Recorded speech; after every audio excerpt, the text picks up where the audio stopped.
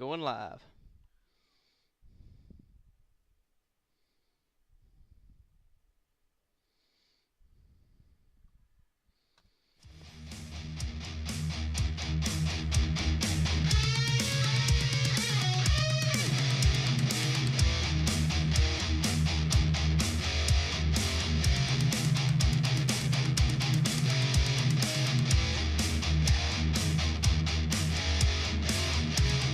You guys can talk. I got this talking.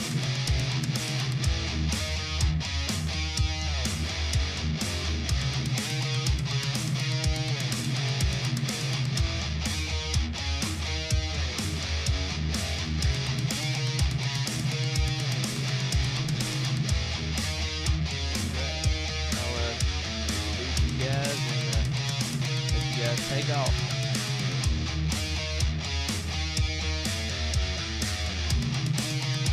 We listened to, we're out to the week. We got a rest in, ready to take off. We'll probably, we're covering 2 weeks. We'll probably start off and jump right into the truck series and start getting muddy in the dirt.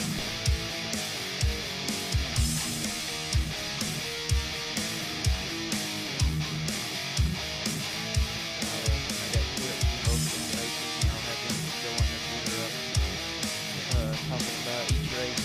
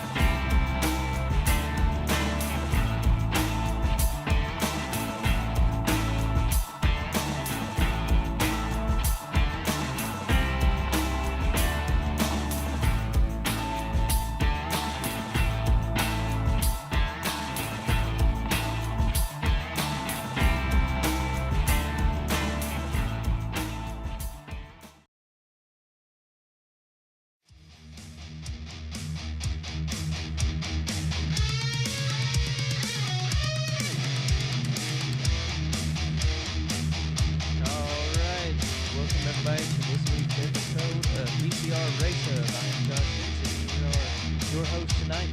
Luis Alfonso, Stephen Massey, Todd Gill, and Anthony Dixner. Great to be here, Josh. Thanks for having us. Todd Gillian now. Great to have Stephen and Luis here with us. Well, guys, I hope you guys are rested up and have your coffee and everything. We had a good week off, and we're back at it again this week to talk about 2 major race weekends, full of competition, full of drama, as always. We are awesome like that, so heck yeah, boys, let's do this.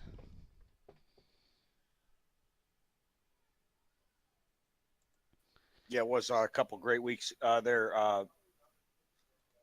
The last couple weeks of ECR competition were both fantastic, and I think we're going to kick it off with the dirt at Eldora, are we not? Dirt at Eldora, that was an awesome race. It's a new experience for many of guys here at ECR. Most of us are oval racers, slash asphalt only racers, so dirt was a real foreign country to some of these guys. I heard that race did not go as planned. I heard that there was a lot of issues at Eldora. I wasn't there that night. I wanted to be there, but I was working, and we had it all set up. We had everybody there, and just got a lot of different feedback for that race. I don't know for the guys that were there how bad it was, or if you could provide some feedback and how we could probably make it better next year. But I did hear some negative feedback about that race. I heard people enjoyed it, but there was just a lot of cautions, a lot of technical issues. Yeah, there was yes, there was a lot of cautions, but like Sheet said, a lot of guys in this league are used to oval asphalt tracks, and we kind of did something new. And as we all know, if you've tried dirt on iRacing in the trucks, it is absolutely hard to drive. It's very hard, and there was just a lot of sheet metal crunching and crashing. Now, do you got that picture up there? Jeremy Rucker winning the Truck Series at Eldora.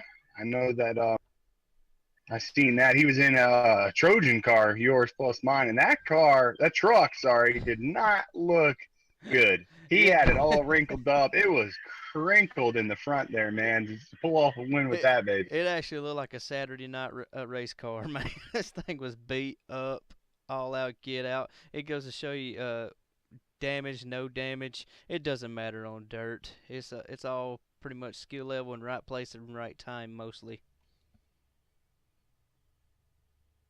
Yeah, just surviving the carnage, I guess, to begin with. I believe that we had over 30 guys show up for that race, and Eldora is a small track.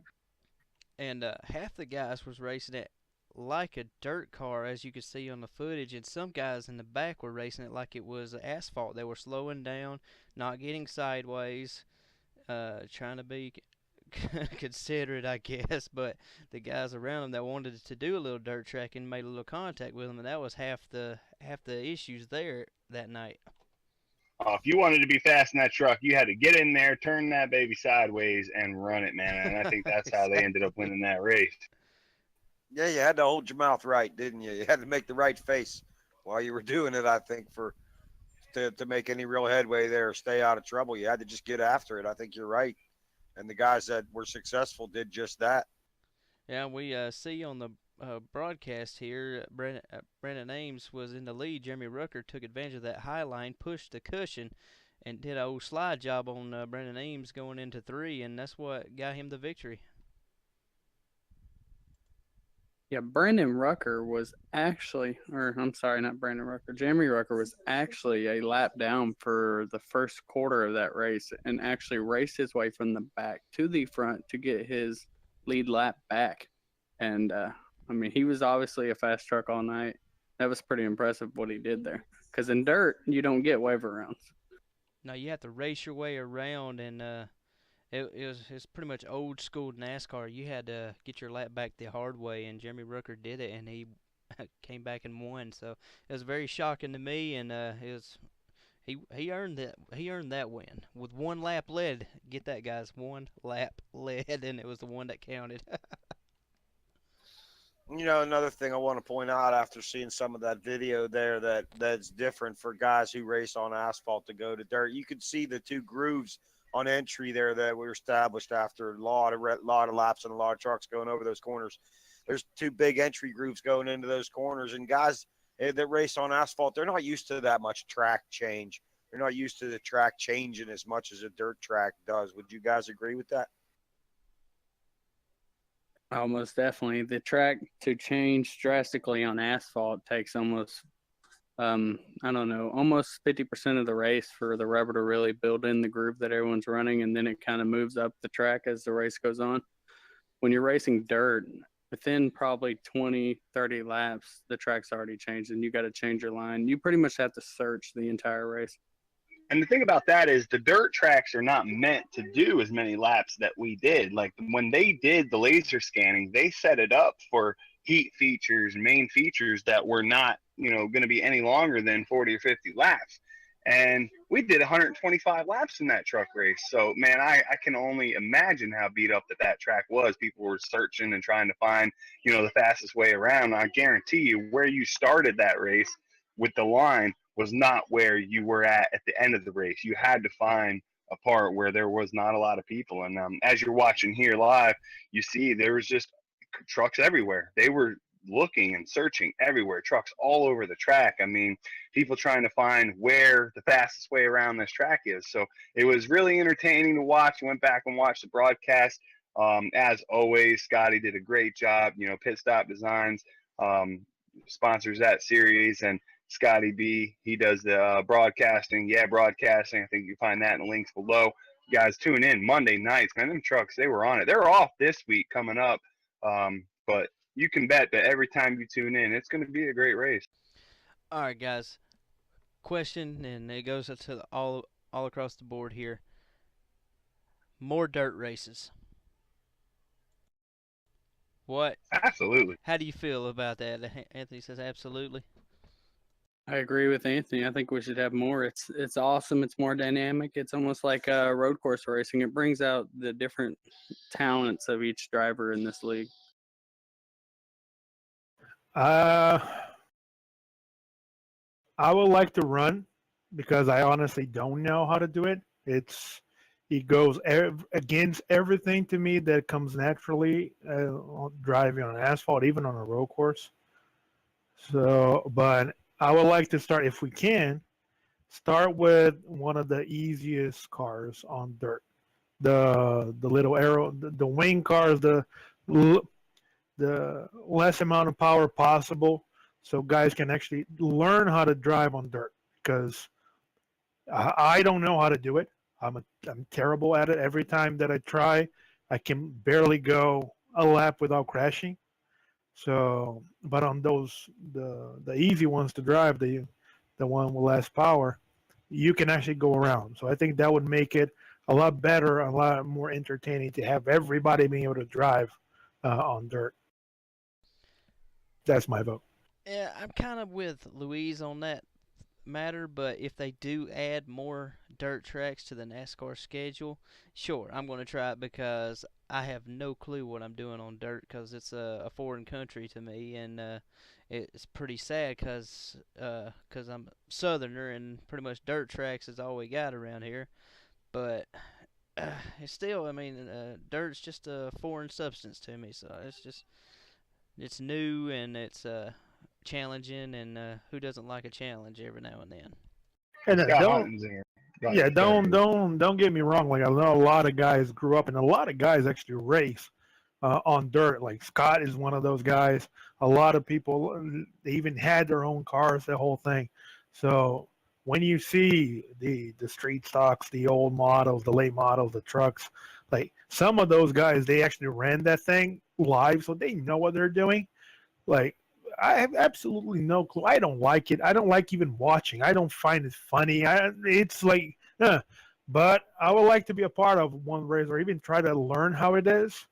So the easiest we can make it to have a dirt race, and I know NASCAR is thinking about it, which I think will be extremely hard to do it because if you add more tracks, if you add more dirt races, it loses the charm that it is going to Eldora. So it's a one unique event every year. So that's what make it like the thing that it is. If all of a sudden you have 4 races out of the year, it's not as special. Like, oh yeah, there's another one coming around the corner. So it loses a little bit. So. Scott Hunzinger said in the chat, yes, he wants more dirt racing, but like Luis just said, some of these guys, all they do is dirt racing, and I gotta agree with Luis, man. I think he won me over there. Is Eldora special. When you come to Eldora, it's that one race a year, 26 races in the truck schedule, and we run it. And we're not going to run extra dirt races unless NASCAR brings them in. We run the NASCAR schedule, so I don't know what's in store, but I would not be mad if like they brought on Charlotte, the dirt track of Charlotte or something, just something that has a lot of attention and is a great racetrack, maybe Knoxville, something like that, bring at least one more in, to do a little bit more dirt racing because, you know, the Truck Series is a lot different than the Xfinity and Cup Series. So I think it'd be pretty fun, man. I think it'd be a lot of fun, and I think that you know, it just not overdoing it with just 2 to 3 tracks. I agree. I think that Luis is dead on. That the novelty of the dirt race with the trucks at Eldora is the big draw. If you had too much of it, it wouldn't be as neat. What I would like to see them do is not, and I think it would help us too, would be not run the NASCAR style format on a dirt track, to run the same type of formats that they run at the local dirt track, where you got to make the feature, you got to run heats, you got to make the feature to be there at the end, and then you won't have these track issues with there's 35 trucks on the track doing 125 laps and ruining it. I think that's the answer. I think. Mr. Gilly, you make a great point, but and so does Luis and Anthony. But I think it would be great to add more. You know, a lot of people, when road course racing was brought into the sport, and they talked about adding tracks, people were outraged. Now people love road course racing, watching it every week, or not every week, I'm sorry, but whenever they come on. You know, there's only 2 a year, but people are lobbying and asking for more of those, and I kind of feel like the same effect's going to happen with truck or dirt racing. I'm not against them having more. I think that having 1 or 2 more of them wouldn't be a bad idea. But like I said, just change the format so that it's more like a dirt race where there's only going to be 16 cars out there or whatever for the feature, and it's going to be a sensible track management situation. Yeah, boys, it was a lot of fun on the dirt. It was a great experience on the dirt. First time for ECR in the Truck Series. Now, we go from the dirt track at Eldora to the long, tricky triangle of Pocono. All right, guys, this track took its toll on many of drivers. A lot of people got caught up in messes, and it's just one of those things where a lot of things didn't line up for some guys. Yeah, I'll say. We're talking about the Truck Series. Yeah, correct? Truck Series Pocono. You Man, know, Pocono is a thing of beauty, man. It's one track that everybody thinks is, oh, piece of cake to drive. It's fast. It's wide. The whole thing. That track will take you out for a spin and chew you up. You won't even see it coming. It can come back to bite you in so many ways because you have 3 completely different turns. It's one is a weird shape looking turn that you need to hit your marks, otherwise you're going to end up on the wall.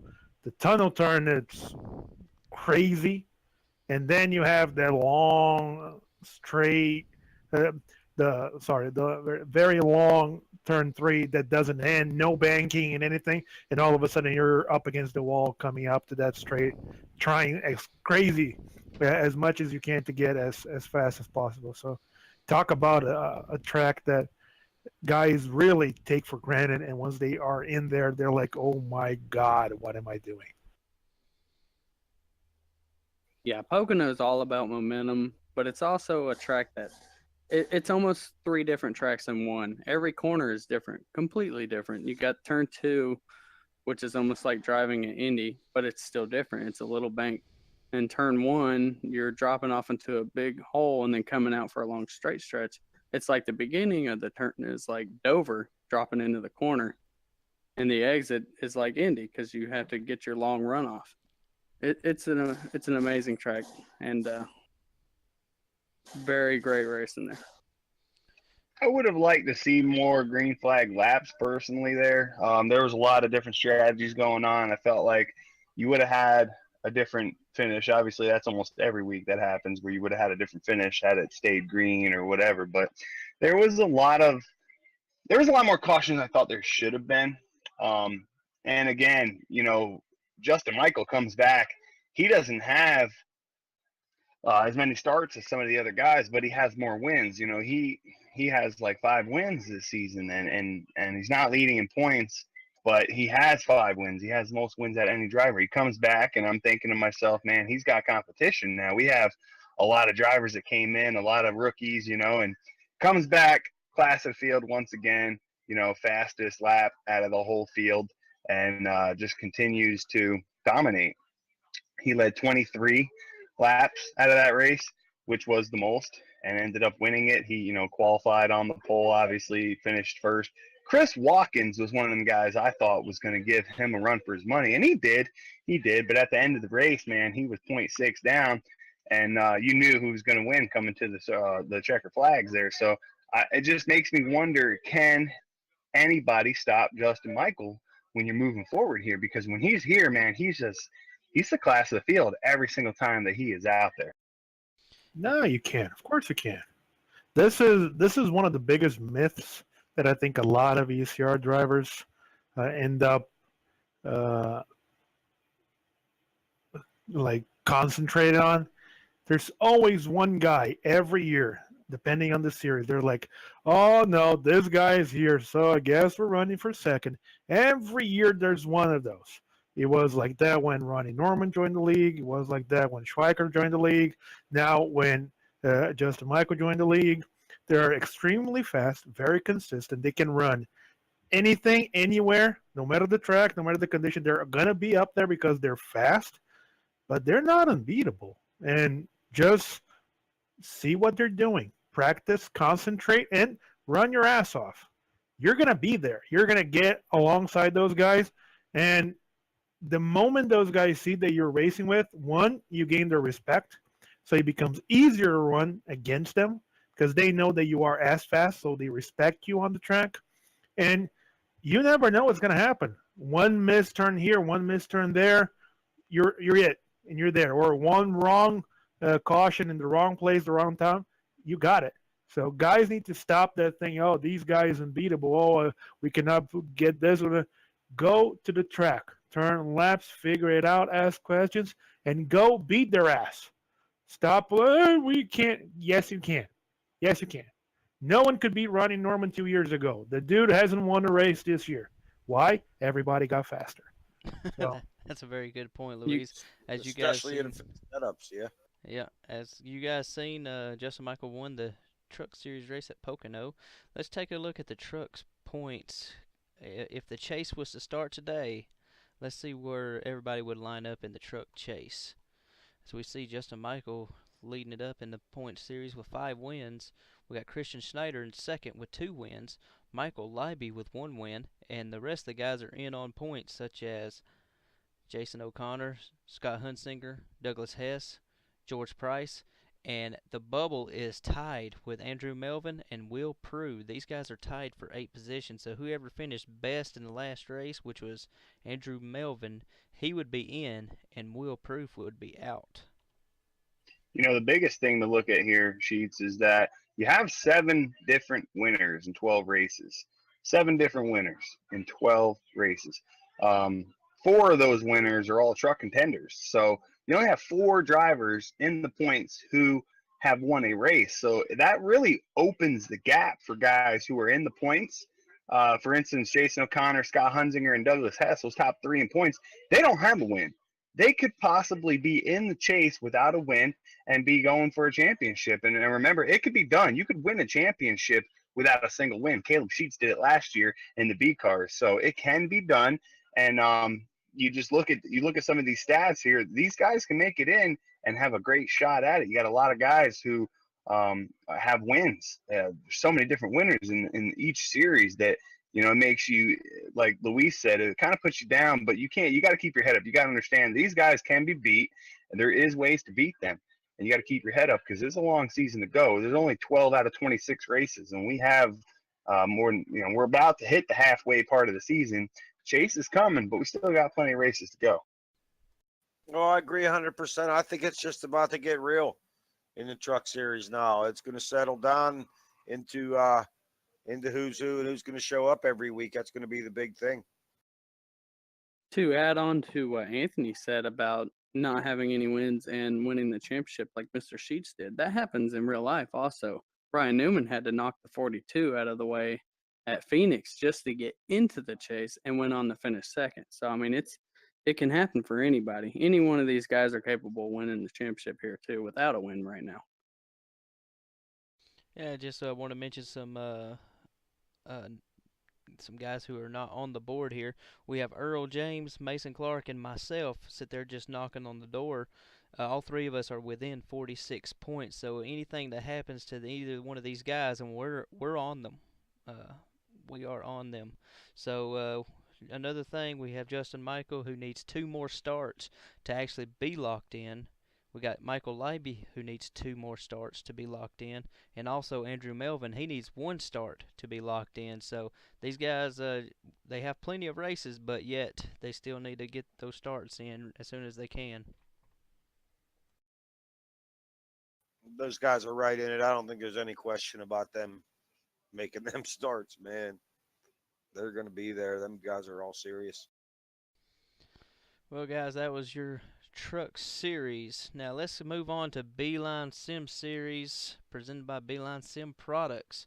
Want some good sim products such as wheels, dashboards, button boxes? Hit them up, BeelineSimProducts.com, and order them up today. All right, guys. Beeline Sim Series, Indianapolis, very tight race car. Oh my gosh, tight. So, any more insight on that other than tight like a tiger? Tight like a tiger. Tight like a tiger. Tight like a tiger. I tell you what, I thought Bruce Ackerman was going to win this one just because of the fact that it's a lot like Pocono, and I know Bruce is pretty quick at Pocono. I raced him in the Cup Series at Pocono, and I said, man, you know, Indy is one of those tracks where I think Bruce is going to do good. He ended up finishing second, only 0.2 behind Trevor. It was a great race to watch. I also missed this race, but it was fun to watch. If you catch the broadcast, and you can catch the link, obviously, it's out there. You go back and watch. It was a great race. You had a lot of guys show up to this race, and it made for great racing all around. I mean, there was so many battles that you didn't expect to happen at a track like Indy. So I think that it brought out some great racing. Had a bunch of different strategies going on, a lot of different leaders. Bruce Ackerman led 33 laps out of that race, which was the most. At 80 laps, he almost led half the race. Trevor only led 6 and went on to win the race. So Jonathan Boger led 29 laps and got 3rd place. So, you know, there was just so much going on. You didn't know who was going to win this, but that Trevor Roppolo, man, that Ford Mustang ended up finishing 1st, and you had like 4 Chevy Camaros right behind him. Yeah, late cautions shake things up a lot there. There was a couple other guys that were running up to the front, and late cautions brought things around, changed the way the ending went. Because, like you said, Bruce, he was hands down the best car all night, and I feel like the eventual winner of the 90 car of Trevor was probably the 2nd place car. But it just goes to show, stick there, be there at the end, and you never know what might happen. Yeah, I knew I should never have painted a Mustang with that amount of layers. That car is just too fast. It's a Knew miracle it. that thing got through tech, man. Dang. It's It's a another moneymaker. Another Luis also prepared race car. Everybody looks at it a little bit funny when it comes off the truck. They're like it just looks fast when it comes out. As we're taking a look at this sweet little Mustang that Luis is bragging on, and it does look nice and slick. Looks like there's enough poly on it to become a jet. And Bruce is and Trevor's becoming that guy that he's just hiding during the entire race. Then all of a sudden, with the exception of New Hampshire, that he was like balls fast from the get-go. All of a sudden, he's there with 10 to go. And blah, here I am. Cautions. And by God, if there's a driver who can be as lucky as he can with cautions, I don't know who it is. Because he's always that one dude who is still on the track or who pitted first or whatever it is. And then all of a sudden, caution. So I think he's running around with a bunch of bottles on his car. He's just throwing trash and making guys pan and cause accidents whenever he wants. So, got my eye on him. He's a silent assassin. He's like that Kevin Harvick type. You don't see him lead the most laps, but he's there at the end, and he will make it happen. I think it has a lot to do with his owner. His owner likes to get involved in an accident, bring out the caution for him within 10 laps. His last Oh, 3 wins, he- his he- owner was with him. Oh, His owner's just lucky. He wins. His owner gets lucky from time to time. Pure luck. Pure luck. you guys. Okay, you tell the fans at home who his owner is. Another jackass that drives a Ford. Oh shit. gosh, he just did it. I'm sorry. Okay, and the hub just went there. Oh, here we go. If anybody out there does not know, it is Stephen Massey. Stephen Massey, Redline Racing, Trevor Roppolo. He owns that car. It's back there. It's back there in owner points, man. I don't know what's going on. Maybe I think you might have picked that car up midway season or something. He joined But midway through the he's- thing. Yeah. Yeah. So he's making his way up, but that's the thing about owners points is it doesn't get reset. So you got every race matters when it comes to the owner points. All right, guys. Again, congratulations to Trevor Roppolo for his win. I got some stats for you, Sheets. Oh, let's You hear want 'em. 'em? Let's hear them. Yeah, I got some stats. Beeline Sim Series. We got 14 different winners in 19 races. That is incredible. 14 different winners in 19 races. 9 of those 14 are championship drivers. If 3 more drivers get a win, and it isn't our points leader, the points leader, Brad Borer, could potentially miss the chase. If 3 drivers get a win, and it is not the points leader, or anybody who has a win, the points leader himself will miss the chase. He says 3. We only have room for 3 more winners. Brad Borer leads the owners points by 56 points over myself, who I have Jonathan Boger as a driver. Ronnie Norman is only 3 points behind him in third. So anything can happen at this point of the season. As far as owners points, man, it is open. There's anything can happen. 56 points is not a big lead when it comes to the amount of races that are left. But you look at these wins, everybody's trying to get into the chase. Chase is the big deal. Everybody wants to be in the chase. You have no shot at championship if you're not in the chase. So we have 9 winners in the championship. We have room for 3 more drivers. There's 12 that are going to make the chase. 3 more winners make it. That's it. Only winners make it into the chase.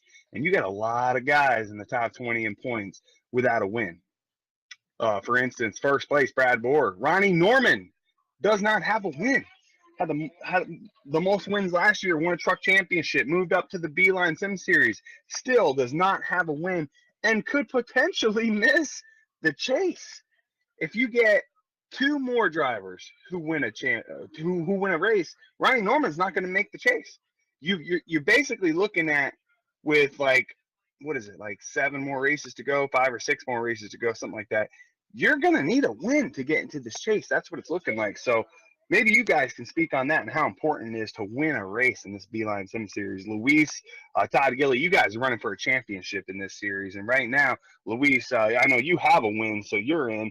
Todd Gilly, you don't have a win, and you're still looking for your top 10. So as somebody who's sitting 14th in points, knowing that 12 drivers make the chase and you are not going to make it without a win, what does that mean, like moving forward before we hit this chase?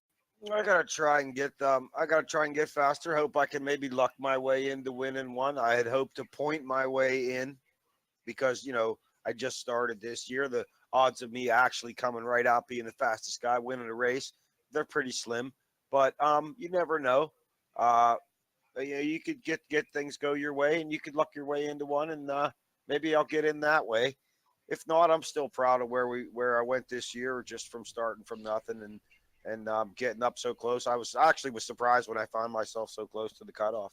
Yeah, you can also find your way into the chase like Jeremy Morrison did. He won a race, but he was hanging around position 22, 23. I know because I was with him in that race. Caution came out, like 8 to go. Everybody went into pits because we done like a 15, 20 lap green flag run. Everybody went into pits but him. He alone stayed out.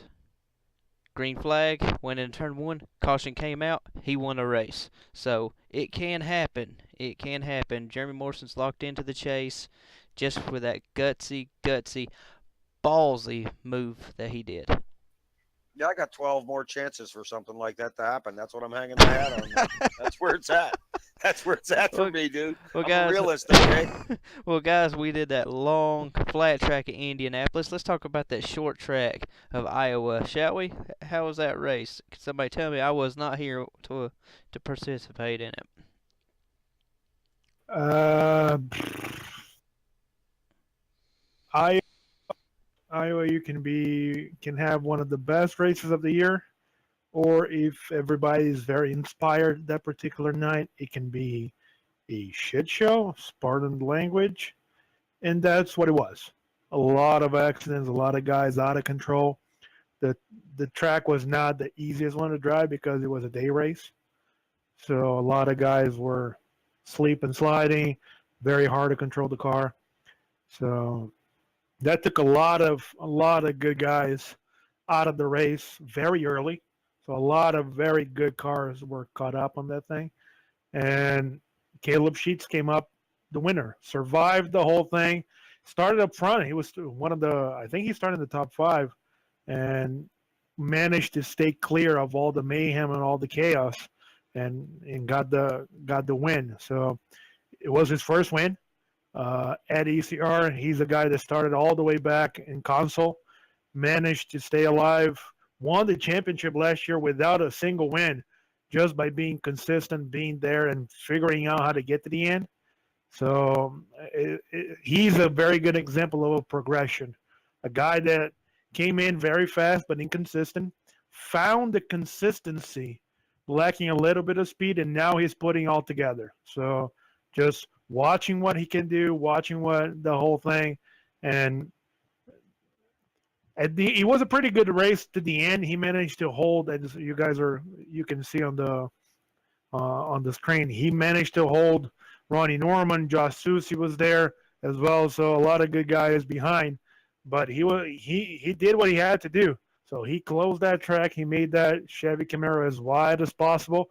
And Iowa, if the guy in front of you has enough tires, doesn't make a mistake, the only way that you're going to go by them is if you move them. And luckily for him, the guys coming behind him, they have way too much class and way too much respect to just move the guy out of the way or dive bomb and do something stupid. So congratulations to him. It was a pretty good win for him.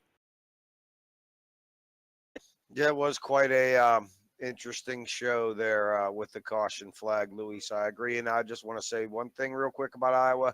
The guy that led the most laps, James Lehman, 98 laps led, finished 12th, off one lap off the lead, and after crashing. So that kind of tells you how Iowa went for a lot of people.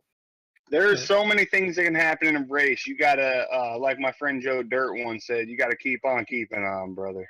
You never know what's gonna happen, and that's what I told Caleb Sheets. He's my driver this year.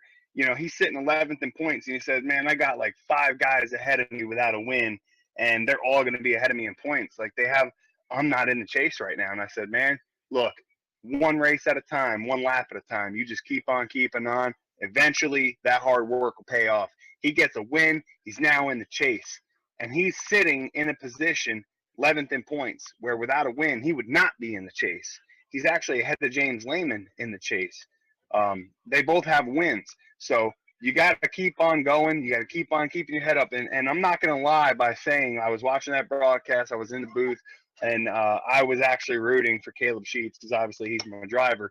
But, you know, Ronnie Norman sitting 3rd in points. He doesn't have a win. Caleb Sheets, 11th in points. He doesn't have a win. So I was actually rooting on Caleb Sheets. And if you want to see a race and you want to see guys holding their lines, 1, 2, 3, it was Caleb Sheets, Ronnie Norman, Josh Susi. Josh Susi already has a win. He's in the chase. But he's not going to give up on these guys. He's going to keep going and try to get another win. That is the race to watch. In my opinion, the best race all week was that Beeline Sim Series race. It was an awesome finish. Them guys went at it, man. Bumper to bumper to bumper. It was an awesome finish.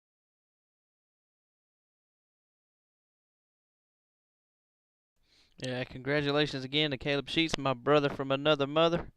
Love him to death. Don't even really know him. Even though we have the same last name, I just don't really know him. As you can see, he won Iowa. Good job for him. He held off some strong racers. I mean, everybody within just a from the looks of it, 5 cars within a tenth and a half of one another. That was awesome. So that shook things up in the chase. Speaking of the chase, let's look at the Beeline Sim Series chase as they run at the moment. We have Trevor Rapaloe in first with 3 wins, Rob Haynes in second with 2 wins, Jonathan Boger 1 win, and here's the rest of the guys with 1 win. Jeremy Morrison, Josh Susi, Luis Amaso, Caleb Sheets as he just got his first win, James Lehman, Matthew Hibbs. Now here's the guys with 0 wins and in danger of being out of the chase within the next couple of races. Brad Bower, our current points leader, Rodney Norman, and Ken Worley. All 3 of these guys are in the top 5 in points right now, and these guys are in danger of being took out of the chase just because they have no wins. Yeah, one thing about the points and getting into the chase, we're getting into that very tricky part of the schedule for the Xfinity Series because we have 7 races left before the chase starts. If you look at the calendar, from those 7 races, 3 of them are road courses. So if you are one of those guys that is just going to try a Hail Mary in one of these races, try a different strategy, the whole thing, pretty much 3 of those races are out of the gate for you because there's no way you can pull a different strategy in a road course. You just need to have speed and be there and hope to God that faster guys are going to get in trouble and rack themselves out. So that leaves you with Bristol, Darlington, Richmond, and Chicagoland. Bristol, Darlington, and Richmond. Talk about a gauntlet of 3 tracks that you do not want to have to play strategy at. Oh. They're hard enough for you to survive. So if you can survive Bristol and Richmond without a scratch, like praise the Lord, like, give your hand to the guy because yay, I made it. I'm not even gonna go into Darlington because that place is just stupid. So it's like talk about a wall that just sees cars and said, "Come here, give me a hug," and like it's crazy. Luis, 12 drivers make the chase. We already have 9. That means there's 7 more races left until the chase, and we only have room for 3 more new winners. So, how important is it, in your guys' opinion, to win a race?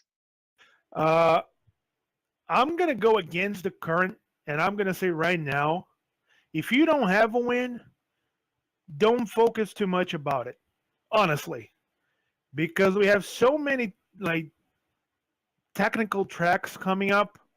If you're not a road racer, like forget it. Like forget the road races. Just survive. Just concentrate on finishing and trying to get as much points as possible. Control what you can control on those ones. Like the other ones, make sure that you can be at the end of the race, first and foremost. Don't worry about the win. If you have a chance, awesome, take it. But don't throw a top 5 away just because, oh my God, I need a win. I'm going to pull something stupid. The one track what I see that's going to be a free-for-all, and that's the race that I see guys really pulling something crazy, is going to be Richmond and Chicagoland. Because Richmond, even though it's Richmond, you have guys staying out sometimes on late cautions. It's a night race, so it's always a better race for you to run. And then Chicagoland, 1.5 miles, the whole thing. We almost went green last year when we raced there in the Xfinity. So it's a track that, depending on what happens on late cautions, the whole thing, it opens it up, the strategy. So I don't think you need to go broke to go for a win. If you are close, just try to beat the guy that's going to survive and outscore everybody else. Because I think we're going to start seeing a lot of repeat drivers, especially the road course guys. The guys that can run road courses, their chances of winning right now this next couple of weeks is just like tremendous. So just take as many points as you can, especially the road course. This is a good one. Not a lot of guys are going to show up. So be prepared to be there all 3 races and score as much points as you can. This might be a difference maker.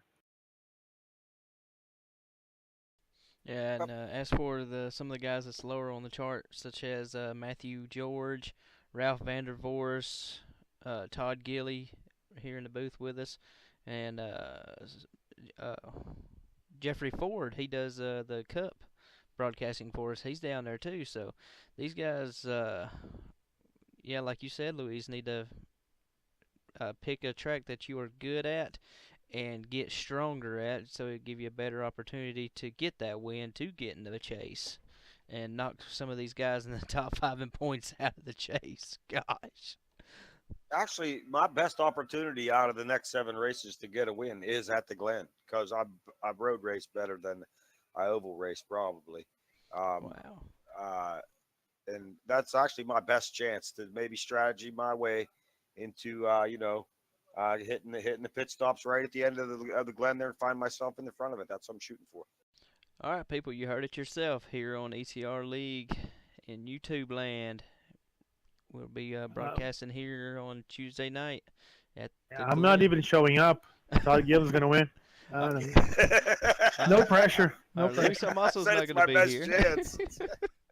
That don't mean it's going to happen. All right, guys, tune in and watch Todd Gilly get that checkered flag at the Glen next Tuesday night. Woo! All right, guys, let's move on to the Cup Series, baby. Nah, no Cup Series. Let's don't do it. Let's just go on to something else. All right, go ahead. who shaves their back hair? Anyway, Indianapolis, guys. Indianapolis. What can we say about Indianapolis? Is it possible to shave your back? I don't know. Yes. It is possible. You probably need a helping hand. Or no, you actually have I those things that William. come on a it's almost like a broomstick, something like that. Well, You need like an extender. Get the parts you can't use. Exactly, an extender. That would be a good definition. Yes. I duct tape a razor on a back scratcher. Does that count? That's pretty much what it is, I think. Yeah. With Indianapolis, getting back on the topics here. That was getting scary. The fastest guy didn't win the race. Just like in the Xfinity race, the victim was the same driver, Mr. Bruce Ackerman.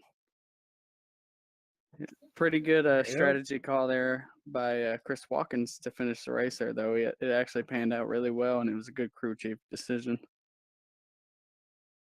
Great race, though. Yeah, was overall. that 3 in a row for Watkins? No. For what? Was Two, that I believe. Was that 3 in a row for Chris Watkins? 2. He won New 2 in a row. Hampshire. Yeah, that's right. Okay. You guys are leaving out the point that we're on Cup now. So Stephen Massey has won 2 out of his last 6 races. And in the last 3 weeks, he finished 2nd, 3rd, and 1st. Stephen Massey might just fit into the who's hot, who's not category. I'm going to tell you what.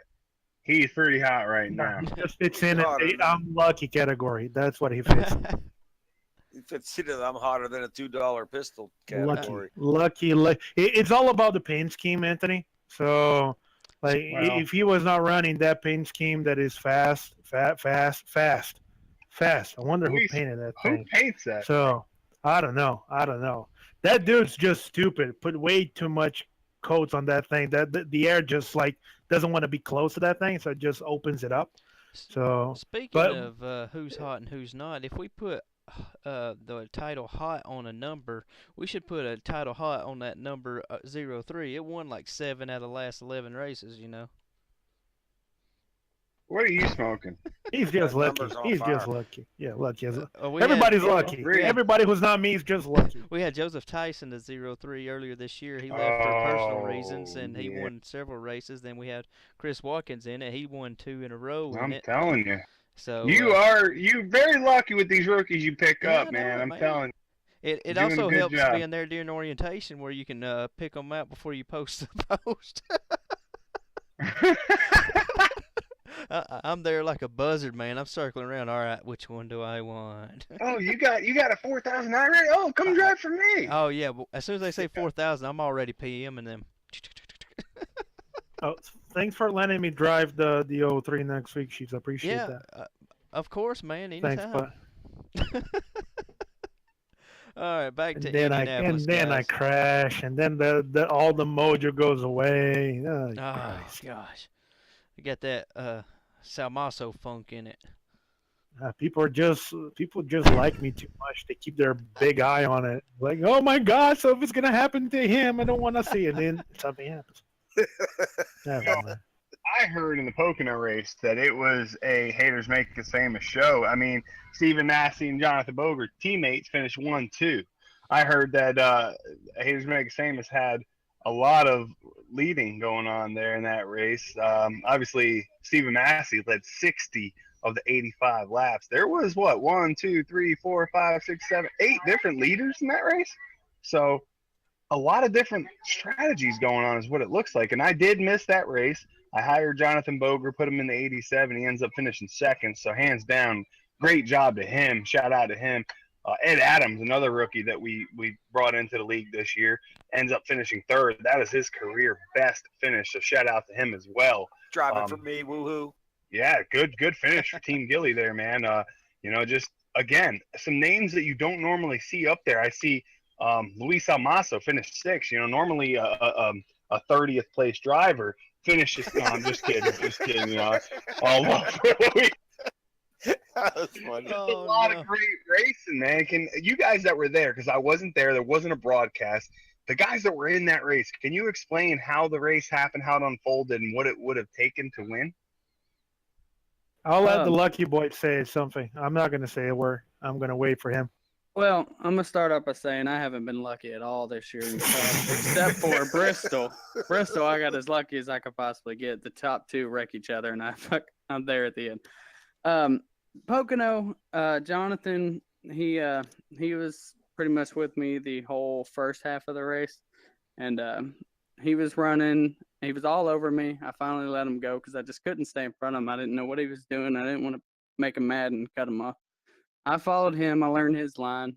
I gained a few tenths, and then I pulled away from him, and then I see this blue car getting bigger in my screen out of nowhere, and the longer the race went, and turns out it was Mr. 30th place finisher, Luis Almaso. And he was gaining on me pretty good. It was a really good race for the first 75% of it. Yes. The end kind of stunk. It kind of looked like the Indy race last week in Cup Series in real life. But, I mean, it was a good race overall, a lot of different strategies. I think if the race went green there at the end, Mr. Salmaso would have pulled off the victory off fuel. If it didn't and he didn't take that gamble to come back in for extra fuel, I think he probably would have got me at the in the middle of the race if we went green. So it was a very good race. So it was different strategies, everyone being patient for the most part. The guys that always finish up front are the guys that are normally the most patient. Let me ask you guys a question, man. What was different about this race than the last Pocono race? I didn't forget to qualify. That always helps. Yeah. Bruce wrecked out. He was a fast guy. Wrecked out, yeah. Joseph Thies wasn't here. There was a lot of fast guys I saw that wrecked out, man. I saw Bruce Ackerman, John Caudle finished last place. Yeah. Thomas Lattimore, 18th. Josh Sheets, you beat Thomas Lattimore. Maybe that's a whole topic in itself, a crowd filler beating Thomas Lattimore. Like, that is something in itself to talk about. Lattimore's never going to come back after this. Oh, God. Normal field fillers wouldn't be able to beat Thomas Lattimore. It takes an exceptional field filler to beat Lattimore. Oh, yeah. Very exceptional. Which reminds me, in our Who's Hot, Who's Not, we talked about who was hot. That was Stephen Massey. I think for the Who's Not, we have to bring up Thomas Lattimore. It's your driver. DNS. Don't do this. You're going to have an empty car. I don't care. Unbiased. You want to see somebody who's unbiased? 5 DNFs in a row, guys. That has got to be, and the only series you run is Cup, and you have 5 DNFs in a row. Wow. I don't know. I think we need to ask Danica why she's on iRacing and not practicing for the track. Oh, Jesus. Harsh words from teammate Stephen Massey. Oh, man. Well, we know what's going to happen next week. Thomas is going to come in, no practice, turn 1 lap in, qualify, look for the 97, and just dump him. like That's all. straight. I Well, might you just know, show up in the 20. There you he's go. he's a good road racer now. Thomas is a very good road racer. We go to Watkins Glen next week in the Cup Series, so Yeah, that's he's going to probably change one to everything. be. Yeah. Now You know, you're if the Brazilian Luis Amasso here. I know them guys, man. They love their road racing. So can we expect to see you out there in the field next week? Oh, I'll be there. I'll I- be there. I think Stephen Massey would agree that had Thomas Lattimore not had technical issues at Sears Point, it would have been a different race. Yeah, it would have been a closer race to the finish there for sure. I'm just one. I'm not very fast every week. I'm just consistent, and that's the only reason I won Sears Point. I didn't run off track or have any Guys, issues. let's not give away how old everybody is by calling Sonoma Sears Point. I'm right. just saying it. Like the fact that one guy just went Sears Point and everybody like, oh yeah, no, they're exactly what he's talking about. Yeah. That's Sonoma. I thought you was Sonoma. about to say Infineon.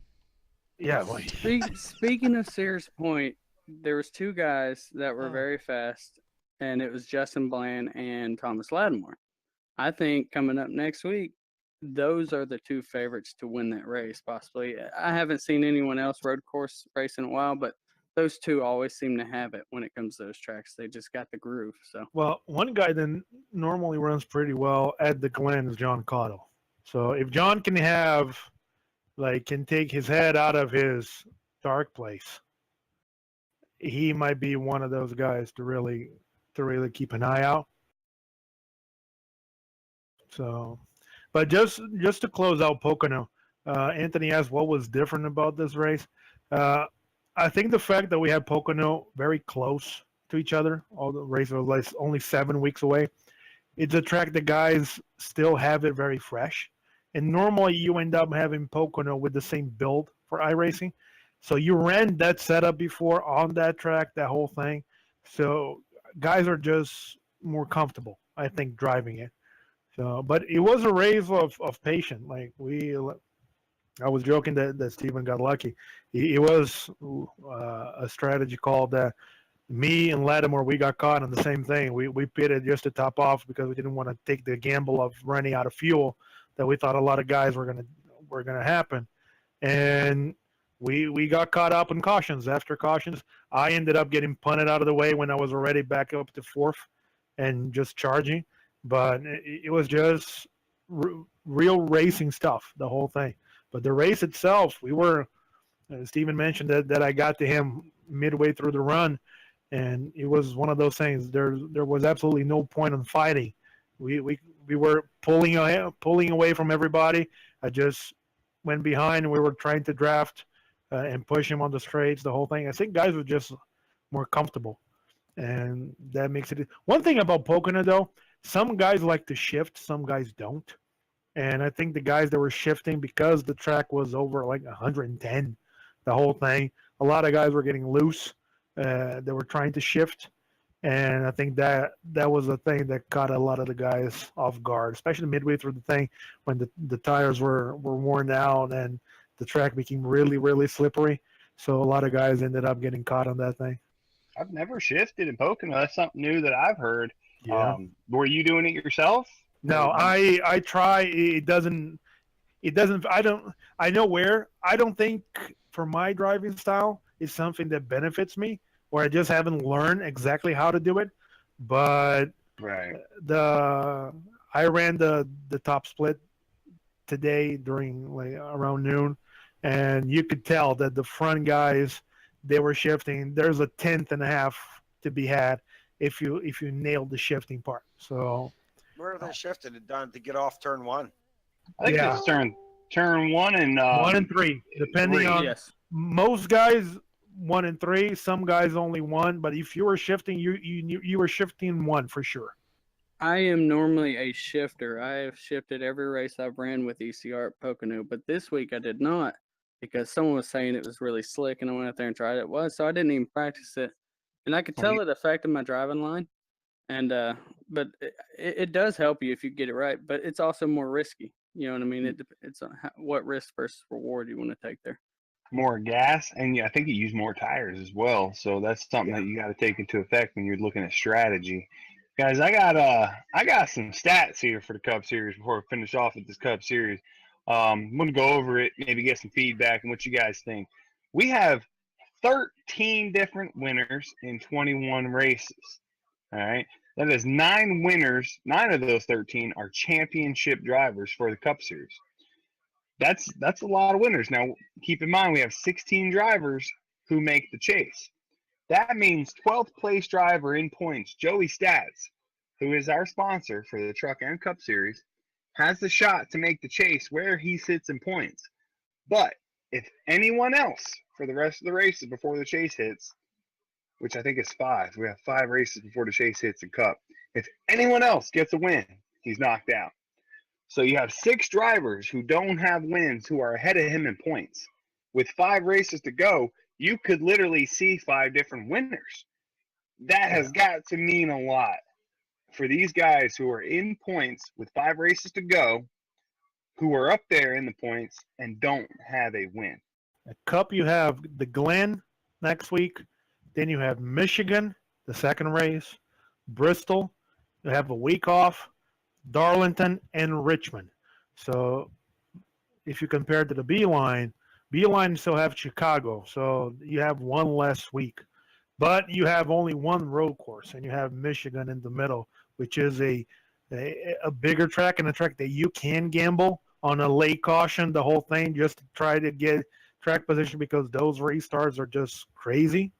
So if you don't have a win, you have a better shot of getting a win, I think, on Cup, playing strategy, going for broke, than at bin line sims. Like Mr. Chris Watkins did at Indianapolis. Right. Caution fell perfectly. He was already on pit road when he was when the caution come out, and he was coming out before the lead car come around, and he come out the leader there and ended up winning the thing.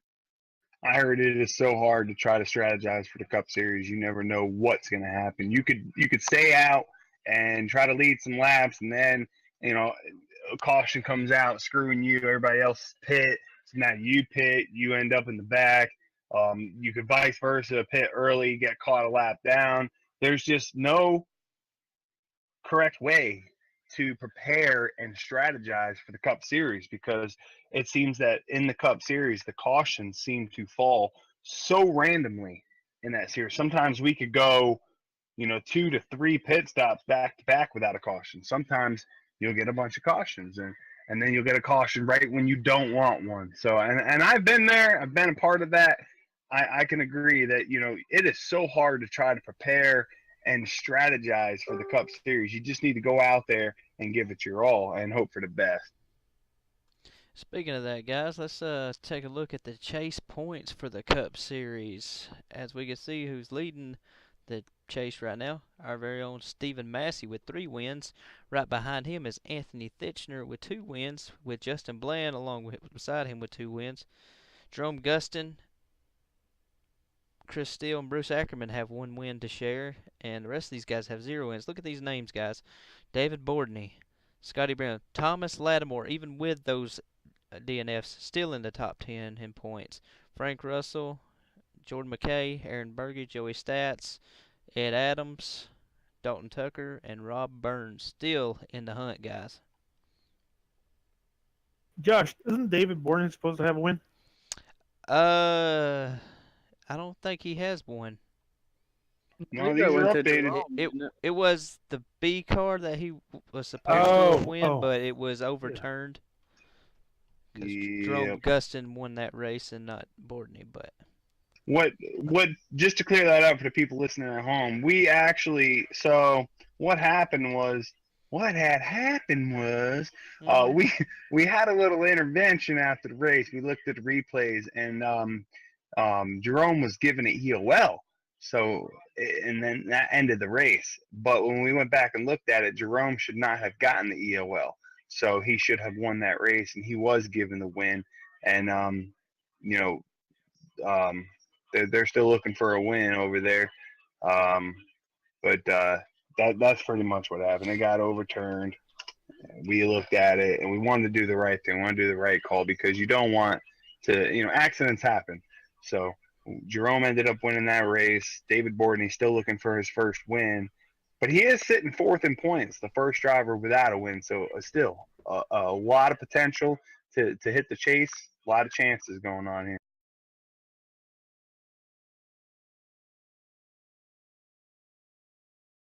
The top of that Cup field is going to be a toss-up right to the very end, I believe. That's going to be real exciting. You know, I got some more stats for the Cup Series since we're still on it, and I don't want to brag, but I am leading the owners' points, and this is all thanks to Stephen Massey. Thank you, Stephen Massey, who's here tonight driving. He's driving the 97. He has a 69-point lead over second place, Jerome Gustin. Jerome Gustin's the driver's points leader, but when it comes to the owner's points, Stephen Massey has a 69-point lead over him. And this is the thing. Only 2 drivers have led the points this season. The driver's points, there's only 2 drivers in all the season who have led the driver's points, and that is Jerome Gustin and myself. I led it early on, but Jerome Gustin took over quick. I think it was like 4 or 5 weeks into the season, and he took over the points and never looked back. So Jerome Gustin is one person that everybody, he's like the dark horse, guys. Nobody really talks about him. He's in that 43 car, the STP, you know, and he only has 1 win. It came with a little bit of drama, but man, he has a potential because he's the points leader. He's very consistent. He's always up there, always being consistent. He's top 5s all the time. You know, this is things you got to look out for because when we go into the chase, it takes consistency to get to Homestead. You don't have to win Homestead to win a championship. Everybody knows that. Jerome Gustin has 20 races. 20 starts. 10 of those are top 10s. So half of his races he's finished in the top 10. And that's it's the only person I see right now off the top of my head that's better than that is Stephen Massey, who is second in points, 17 starts, 13 top 10s with 10 top 5s and 3 wins. So Stephen Massey, very dominant lately, showing that you know, he's putting in the work, he's ready to go, chase is coming, and it's time, it's game time. And people take the season a lot differently. So you got some guys who are locked in the chase, they don't mind, you know, stepping back a little bit. But hey, guys, we've been talking a lot. I want to give everybody a chance to catch their breath, plan for the next segment. We're going to take a break. We're going to go to commercial. So you guys hang in there. Check out the commercials. Check out Pit Stop Designs, who covers our truck and Cup series. We'll be back in a little bit.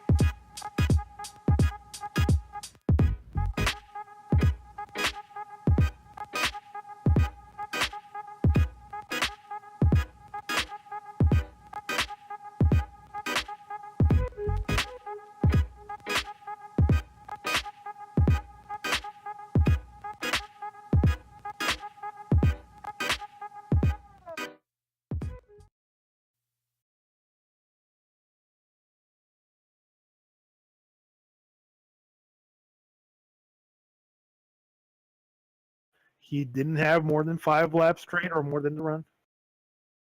My bad.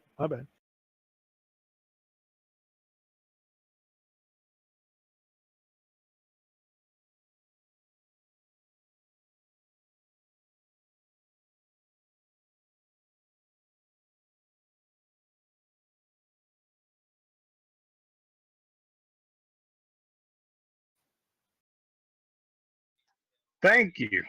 Thank you for the heads up there, Sheets. We appreciate that, bud. We were just talking about that during commercial break. Luis was talking about it, and I think that it's unanimous, man. We'd hate to say it, but we're going to talk about it. Listen, we got to be real. We're not here to hurt nobody's feelings, but we are here to be real, and we are here to talk about it. I think that the group has decided unanimously that the crying towel belongs to Luis? John Cotto. It cuts my heart because he is one of the fastest drivers we have, like bar none. He can be fast everywhere. He's always been fast since he joined. The problem is we were talking about guys going into races already feeling defeated, not by themselves. Oh, because this other guy is here, so I have no shot, right? Talk about a guy that kills himself every time. And not because, he doesn't have the skill, because of his mental game on that thing. Instead of, you have drivers that race against themselves, and you have drivers that are always competing against each other drivers. Yes.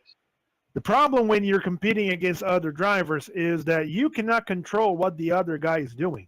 So if all of a sudden you have a guy who is more consistent than you or faster than you in a particular track, you can go crazy trying to just mix and match and play the speed, and especially if you're just driving based on the clock, on the timesheet. That will drive you insane. And what we were talking about, and the reason why we're giving this to this particular individual, is because we think that the moment this dude realizes that he just needs to drive against himself and be faster with himself every time that he's on the track, he's going to take massive leaps forward. So, but because especially what happened on the Cup race, where he was front and center, that he was very unhappy, very uneasy with the whole thing that was happening. The crying towel tonight goes to Mr. John Cotto. You know, Luis, I got to agree with you. And this is something that we got to take seriously, because listen, Luis said it. This is a guy who can lay down some fast laps. Very fast. He knows how to get around the track fast. It's just consistency that kills him the most. When your biggest enemy is yourself, you get into your own head. And when you don't think you can do it, and you're already defeated. As a fighter, you have to have the fighter mentality when you come into racing. And when you're a fighter and you already think that you're defeated, that's it. You're defeated. You're not going to win. You have to believe that you have what it takes to win a race. You have to believe that you are better than everybody else, and you have put in the practice, and you put in the work, and you can get it done. Right? You have to believe that. And the thing with John Cottle is sometimes he doesn't believe that. He can easily become intimidated because he is fourth in practice times, or he's second in practice times. We have seen so many times this year where guys win a race and they're not the fastest. So some guys get hung up so bad on the fact that they're not the fastest that they already believe they lost. They go out there and they try to beat him. It's like, I can't beat him. I'm not as fast. How am I can't win. There's no way I can win this race. Look, you got to put it all together. You got to race against guys. You got to be side by side with them. Just because you ran those fast laps does not mean that those guys or you are going to run those fast laps in a crowd. You got to learn how to do tire conservation. You got to save tires. Rubber is going to build up over time. You got to learn to move along with the track. And these are things that people need to learn when moving on. Yeah, you guys are all witnesses.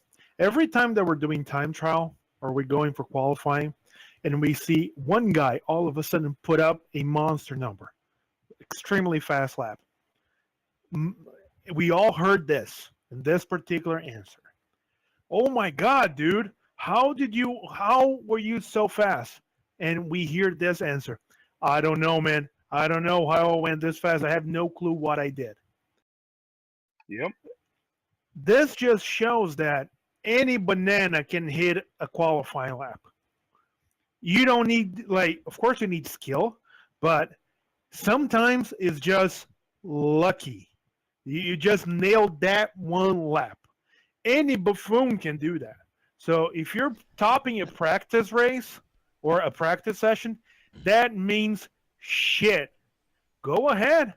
Destroy your tires for one lap. Be 5/10 faster than I am. In 5 laps, I'm going to catch your ass.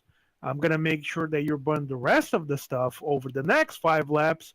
And then on the 10 after that, I'm going to be a second quickest than you in all of them. That's the one thing that if the guy can learn that I am as fast as everybody, awesome.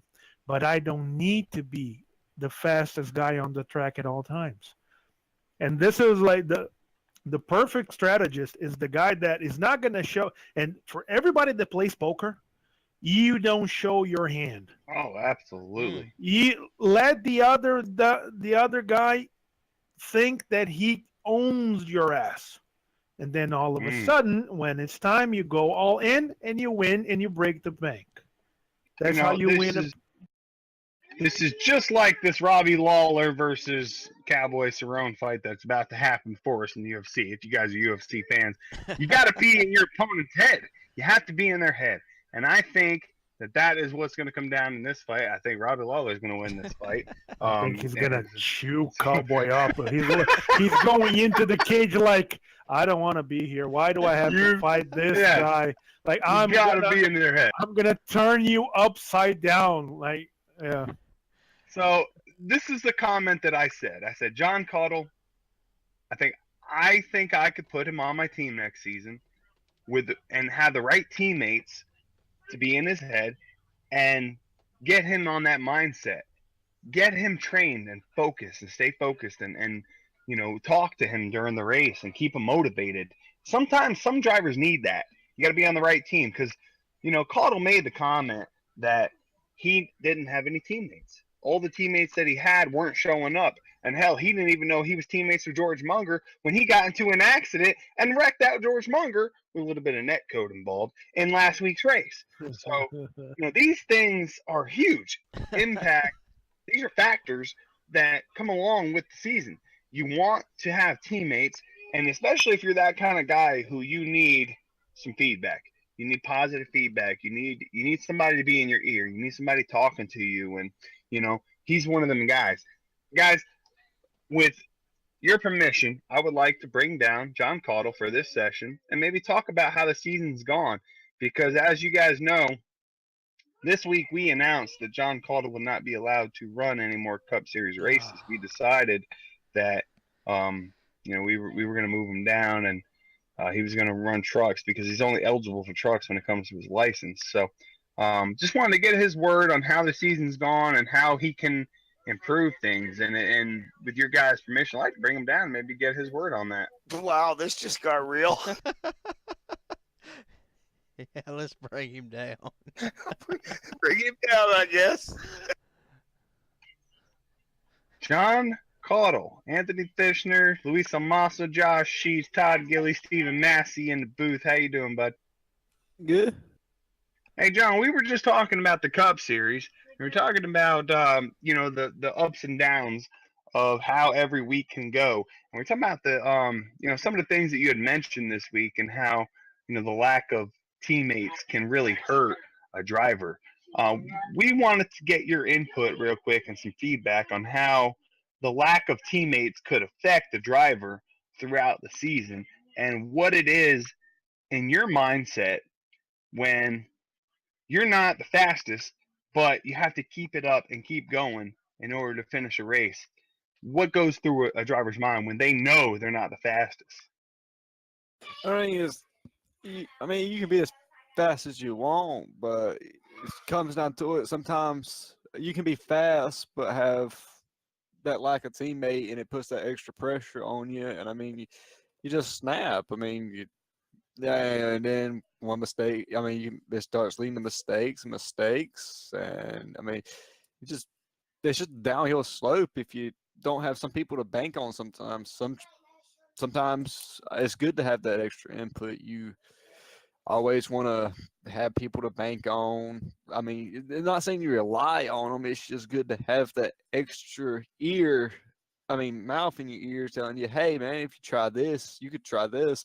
Hey, you might be able to pick up a 10th by doing this. I mean, if you and your teammates aren't showing up, not there helping you like they're supposed to be. I mean, they're not getting any better.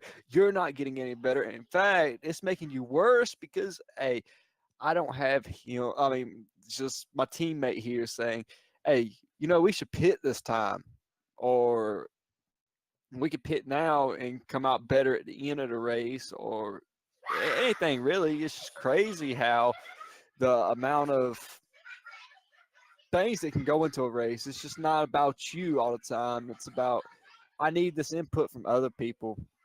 I can't. Right. To me personally, it puts a lot of pressure on me to where the point I start making mistakes if I don't have a teammate or somebody talking to me during a race. That's why, like NIS races, I usually have Nick Geilis helping me, and it helps me a lot. I can joke around with him. He comes up with pit strategy. I follow pit strategy. I don't have anything else in mind. Just drive the car. That's all I gotta do. Just hold the steering wheel, go fast. So my question: how does it differ from a?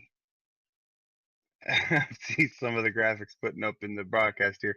How does it differ from a NIS race to a league race? Like what is different about it? Because I seen you have some success in an NIS race, and then we get to the league races, and you seem to do fine in practice. You have a lot of speed.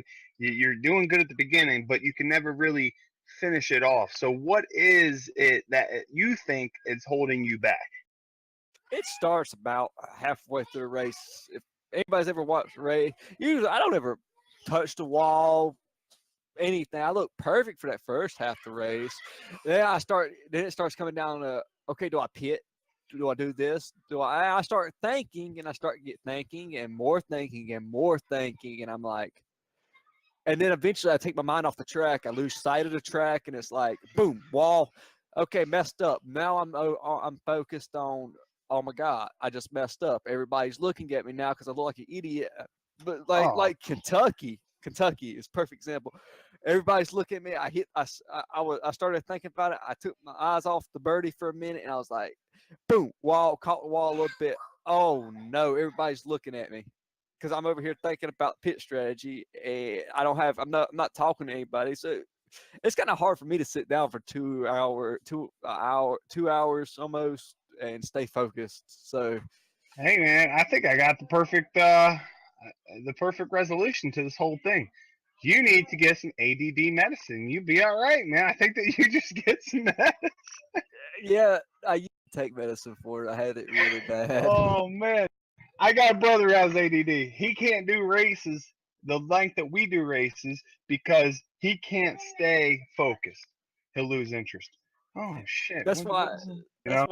That's why if I have somebody talking to me, I usually do fine. I can. It's not about the. You need somebody to help you keep focused. Yeah. I got you. Usually that's why I fall back. That's like last year when I was racing with Justin and them. I do fine. If anybody ever knows, I did fine last year. Now they stopped showing. Anybody here can relate to that? Oh yeah, you always need some type of encouragement in your ear every now and then. Even though if you're doing good, you want to hear somebody says, "All right, man, don't get too cocky." Somebody to encourage you and keep you in check at the same time. That's always helpful. So let me ask you guys this, and Luis, go ahead. I'll ask after you. No, well, I was pretty vocal with John on Wednesday on the Cup race, and I honestly I'm gonna write to all the admins this week after this talk, the whole thing. If you guys would be okay, I would really like to have one shot at one race at Michigan if you guys would allow John to race at Michigan, I would take myself out of the car and be on top of the pit box so we can work, just to see if that is one thing that can help him go through beginning to the end of a race on league sessions, that whole thing. If you guys would allow it, I would love to do it. See if it's just one of those things. Get one race, nothing crazy, just small little things. Small. I could even be on the track. It doesn't have to be off the track, but I would be on the same room. I volunteered to be in the same room, just so we can exchange things, thoughts during the race, practice, qualifying, race strategy, the whole thing. Actually, that is exactly played into what I was going to ask. Is that one of the rules that we have is we don't have live spotters in this league, right?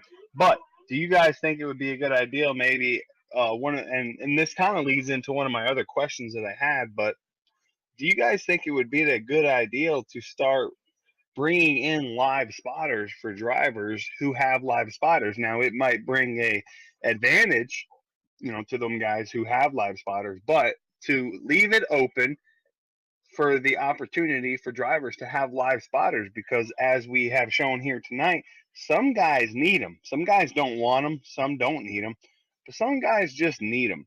Do you guys think that it would be a good idea to open the ideal up for the league to allow live spotters for drivers in our league? No problem with spotting. I just don't want guys doing crew chiefing. That's the one thing. But spotters, go for it. That's not the thing that's going to win a race. No, I mean, look at it like let's look at it like this. I hate to say this, but if we go look at my ECR stats versus my NIS stats and stuff, it's like topsy turvy. Exactly what he's saying. He's right. Yeah, I'd be all for it. I'd be all for spotters in ECR. I'm not. I've only been in the league a short time, but I mean, this is my first year. But I'd be all for it. I think it can only do good. I mean, I don't think it would hurt. I mean, it's not like if we don't have open setups anymore. It doesn't hurt at all. Doesn't hurt at all. Some guys that just need that little angel on the mic at all times. So, and I don't think it would make. It's not going to make the guys that are already fast. It's not going to make them any faster. It's what I mean. I don't think it's going to be a great advantage for Stephen Massey to have a spotter. And you're not going to get 5/10 off every lap just because some dude's yelling at you. Right, but I think it could help some of the other guys, even guys like myself with less experience. Guys, the guys that need to have a little ear voice in their ear, tell them to calm down, tell them what to do, let that guy go after that guy. You can pass him. That kind of thing's really helpful. I think it'd be a big plus for the league, actually. The guys that have trouble multitasking, kind of, sort of, need a little birdie in their ear. Yeah, I got mixed feelings about it, but yes, I totally agree. Some people do need a little encouragement, word of encouragement. I mean, actually spotting won't benefit much anybody because even with a spotter, it's a little delayed. Some guys would come in and spot for me in the NIS races, and they'll be telling me car high, and I'm like, dude, I done passed them. Like Todd Gilly did a couple weeks ago at Indianapolis. I done passed the guy, and he was telling me somebody was above me. I'm like, dude. Well, you just need to be on live and not on replay, and that will fix itself out. Yeah, I think he was on live, but it was just a little delay. I don't think a spotter, in all honesty, I don't think a spotter would help that much. I've had spotters and then I've had crew chiefs. Crew chiefs help a lot, yeah, but I don't think we should have that in the league because it's a really big advantage if some guys have and some don't. But as far as a spotter goes, yeah, maybe talking to the guy or whatever. But if you're running in the Cup Series, you need to be able to have that confidence to be able to be consistent week in, week out. Not hit the wall every single week or wreck someone every single week. And I just have a completely different view on that. So, well, that's like that.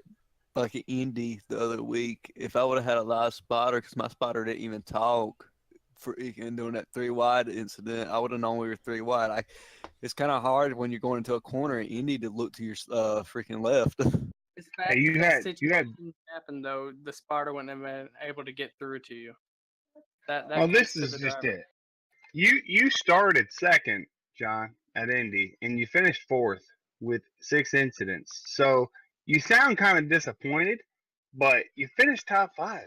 Like that, anytime you finish top 5 in a league race, and you finished the race, and what it was only you had 6 incidents, but you should keep your head up. That's a great finish. You finished 8th. No, sorry. You finished 22nd at Pocono with 8 incidents. I was looking at the 8, and that was a DNF at Pocono, so I can understand how that hurt. But you finished 10th in New Hampshire. You started 4th. You finished 10th. You started 2nd at Kentucky. You finished 12th. You started 3rd at Daytona. You finished 15th. You see, like, you had the speed. You had the speed. I just think that it's maintaining that speed, making good decisions during the race. You'll be able to hang on to that. You have the speed. So we were talking about it, how some guys have that speed. They just when the race happens and the strategy occurs, they're just not able to make it happen. And like you said, maybe a live spotter might be able to help some of these guys and make it happen. So it's something that we may have to introduce here going into the next season. Oh yeah, it's not. I'm disappointed with I'm finished 4th. I'm happy about 4th. I'm disappointed I got 6X and got into an incident in a race, because I'm looking here like I got 0X the whole race, and then right there at the end, boom, 6X. That's what kind of brings me down. Well, I'm totally volunteered to be on the same room as you, John, every time I'm running Cup. So if that might help you out, if they allow us to do it, all for it. All right, guys, we hear live spotters, no live spotters, mixed feelings across the board, good or bad and the ugly. We'll find out later on in this season, possibly up to next week. But let's move on. Let's talk about next week's race. Left turns and now right turns. So it's going to be a battle of the drivers and not just a battle of the cars. What you guys think? Well, we know Todd Gill is going to win Xfinity. Beeline, Tune in Tuesday night. You'll see Todd Gilly win the Beeline Series race at Watkins Glen International Speedway. And then, by God, next year I'm going to win Riverside. I'm telling you, Riverside is next. Oh man, there's a I checkout raced line. Todd. I raced Todd in the what series was that, Todd? We raced official races together there. The Mazdas. Yeah, Mazdas. driving Miatas. Hey, I can honestly say I got no fucking faith in Todd when it comes to a road course, but I love you, Todd. You'll see. I'm a survivor. I'm not gonna give up. Oh. Yeah. How about you, Massey? man, you want to do a road course sweep? Maybe if I start practicing. Last time I actually practiced for Sonoma, I haven't really practiced for Watkins Glen. I'll give it a shot. Now, give me your personal information here. Not your phone number, social security card, birth date, not that kind of personal information, but is it an advantage using virtual reality on road courses? Yes, 1,000 times. It helped me so much. The depth perception for getting into the corners when you're breaking points helps so much. Where you're going to hit that rumble strip, everything. Yes, it helped me a lot. Now, from the point of single screen, triple screen, virtual reality, we have them all across the board. We even had people racing on tablets at one point in time. So, I don't think Massey has had triple screens though. No, but Kurt Quist has. Kurt Quist has had triple screens, and he's had Oculus, and he's been able to give feedback for that. Yes, I talked to him last night actually about this, and he said, Wallace asked me, he said, how do you feel compared to your triple screens and virtual reality? Which one helps you more? He said, hands down, virtual reality. So, wow. Ed Adams had just put his triple screen rig together, and then he bought his Oculus, and he immediately dismantled his triple screens. Yes. That's amazing because I guess Oculus costs as much as triple screens, I'm guessing. Right now it's $400. Oh, wow. I'd rather go Oculus because you can actually turn around in your car and see your gas tank and your rear tires and everything. Yeah. That's awesome. It's like having 12 screens. Well, how about this? Does anybody want to run their mouth for 1 minute before we go? No holds bar, no bleeps, no nothing. I'm I pretty cannot do it because I'm watching the UFC fights. Oh, okay. Instead of running their mouth, let who wins it the Rio NASCAR race this week and next week. Let's talk about Ooh, that. okay. Are we talking about Pocono or Pocono. Pocono? Larson, hands down. Wow. I think it'll be one of the Bush brothers because Kyle Busch was dominating that race last time he was there. A caution, like Luis knows, will screw you at the end of some of these races. And then his older brother, Kurt Busch, leads all active drivers in top fives. Yeah, big Bush, fuck him. Harvick's gonna win Pocono. Somebody picking her nose? You know, the whole Joe Gibbs camp, and Denny Hamlin, obviously first one to get a win. I think Kyle Busch has figured out every single way to lose a race that they might actually figure out how to win one now.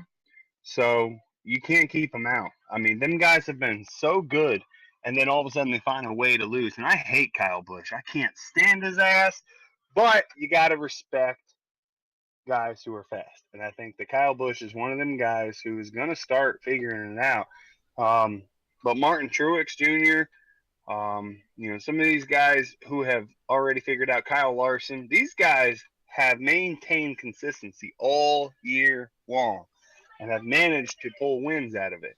So when the chase starts, do you think that that is going to turn around, or do you think that somebody else, a dark horse, is just going to come up out of nowhere and start winning and taking over?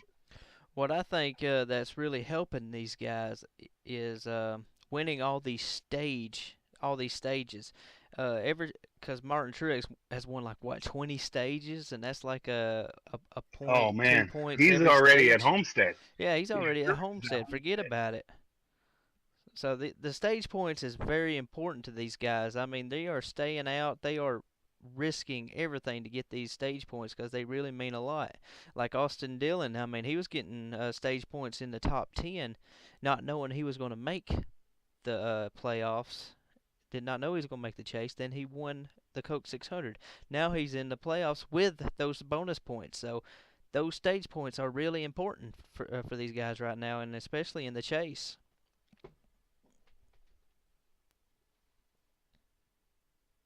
Yeah, I just don't want anybody who doesn't deserve to be there. I'm sorry. Casey Kane should not have a ride anymore. It's he didn't earn that though. Did he not earn that? No. Sorry, no. He didn't earn that. No. Is it because that everybody else wrecked out? Yeah, and okay, I agree with you. Like the one, and I don't know what the fuck. I'm sorry. What the hell? No, you said what the fuck? We're TVMA. Keselowski camp was thinking when they said no, start on the outside. Dumbass, you were just on the inside and you blew by the guy. What the hell are you doing going to the outside? Oh no, there's gonna have some speedy dry on the thing. So what? That's the perfect excuse for you to drive up the track. Oh, there was speedy dry. So oh my god, I couldn't hold the bottom. That's exactly what Casey Kane did, wasn't it? Yeah, like what are you doing? Jesus Christ. Casey Kane should not have a ride. He doesn't have the speed. He can no. Who do you put in the 5, Luis? William Byron. Yes, sir. William Byron. Willie B.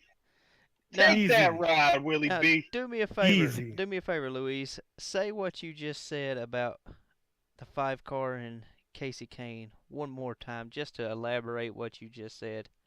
He doesn't deserve to be driving anymore. He doesn't deserve that ride. He didn't deserve the win. No. Like, everybody had to crash. They needed, like, and I'm not going to go into the thing that NASCAR was waiting for him to go by the overtime line, and then they threw the caution. Like, they had enough time on the TV to figure out the camera, point out the camera, change the thing. They identified everybody that crashed on that backstretch. Then they pulled the camera out, and then they were waiting for Crazy Kane to go around the line, and then they threw the caution. So NASCAR wanted them to win because Hendrick needed I don't another know. guy on the chase. Because oh my God. Luis, I understand where you're coming from, but that was and not they were gonna running out of change cars. the outcome of the race. You know this. They were running out of cars as well. The race was over. It was going to be nighttime. Whether they I know. No, NASCAR decided it's done. Yeah, it's done. So, but I do agree with you that the reason Casey Kane won was because everybody else was taken out. All the top contenders were taken out. Obviously, Casey Kane was not a fast driver. He doesn't have that oomph. He's not aggressive. I do agree with you, man. And it's a point taken that they need somebody young. They need somebody who is a winner, who wants to win, and it is not just satisfied with 15th to 20th place finishes, because that's what Casey Kane is. To make a comparison, and I'm insulting the gods by saying this, it's the same thing. Junior should not be driving. He doesn't want to be in that car. Agreed. He doesn't have the itch to be in that car anymore. Yeah. He doesn't want, look at the interviews. Look at the whole thing. Yeah. He was happy retired last year. But because the sponsors were all signed, there was a lot of money into the thing, and probably people were going to sue his ass for a lot of things. You need to be in the car. We need to make money out of your ass. So get in the car. I don't care what you're thinking. So that's why he doesn't go beyond 15th place, because every time you need to go side by side, put your ass on the line. He has flashbacks. I don't want to risk it again. Now I'm married. Now I know how married life is. I'm happy. I'm a millionaire. I don't need this anymore. I'm happy on top of the booth, just watching my guys race at Xfinity, and I can run my car at Daytona and Dega whenever I want, and then I'm happy. Awesome. It's the same thing with Newman. It's the same thing with Kenson. It was the same thing with Greg Biffle a couple of years. It's done. Done. I am a Dale Jr. fan. Been most of my life. I hate to agree with you, but it's time, man. He doesn't have the itch in him. He does not have that hunger in him. And you want to see somebody who is hungry, who wants to win. And I think that the best fill-in for the 88 would be William Byron. But as they've already mentioned, there's another driver that's going to take over. I don't get that one. I don't care about him. I don't care about him at all.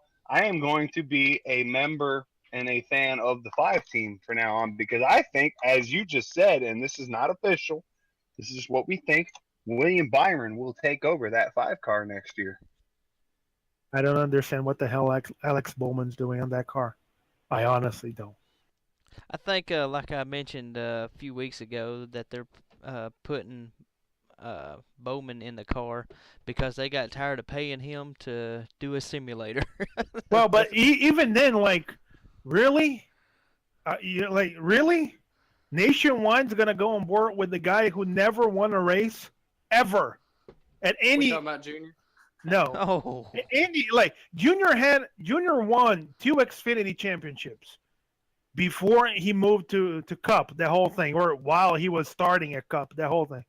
Bowman never won a race ever at all, anywhere. Not the trucks, not Xfinity, never. And you're putting him on the number 88 to replace Dale Jr.? Really?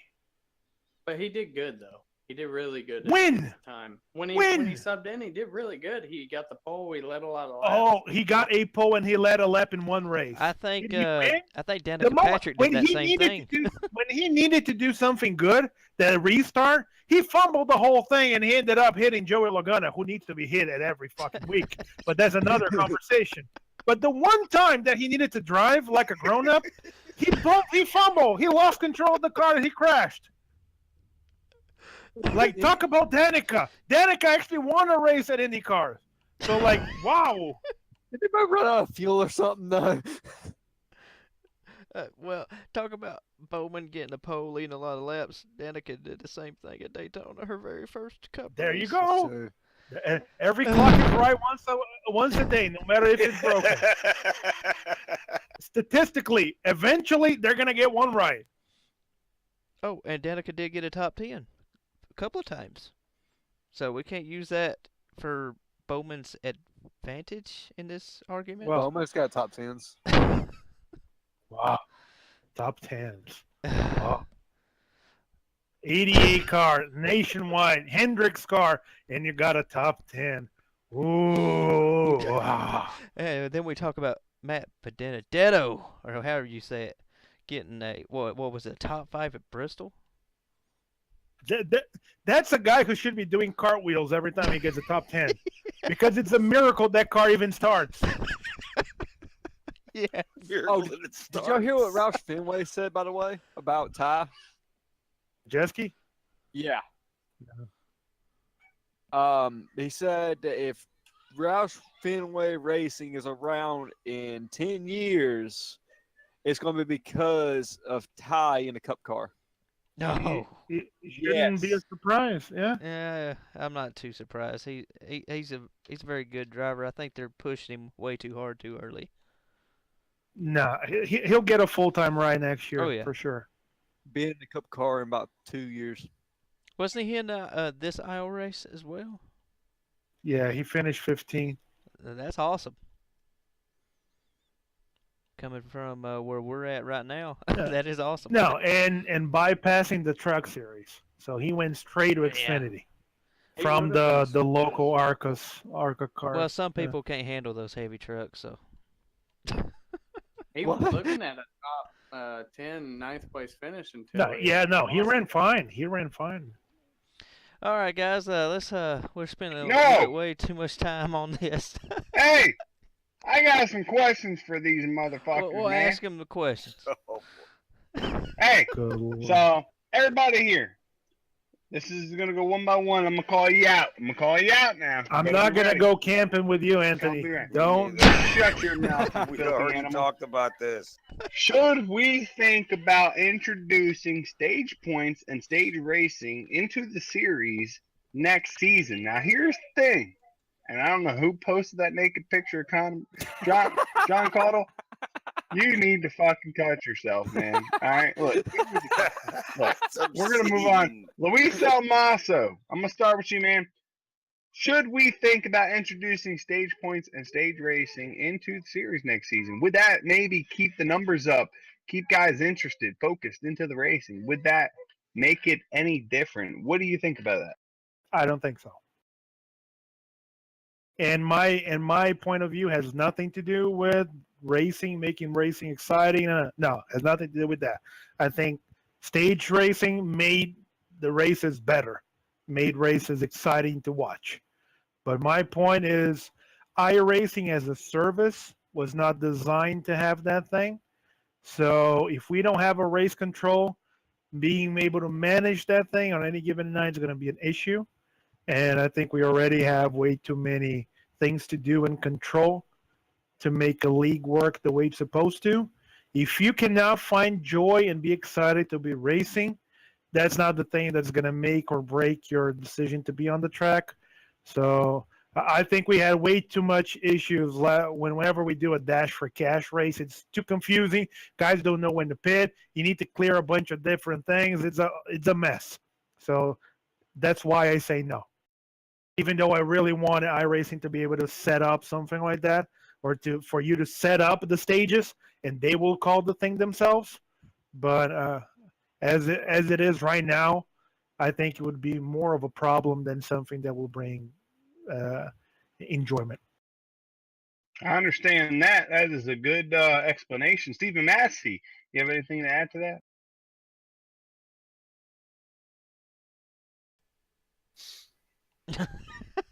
I think we can, Anthony, just to follow that up, I think we can think about introducing points, the point things at specific points of the race without the cautions, without the whole thing. If you want to set up, hey, by a 100-lap race, whoever's in front at lap 25, lap 50, there's bonus points.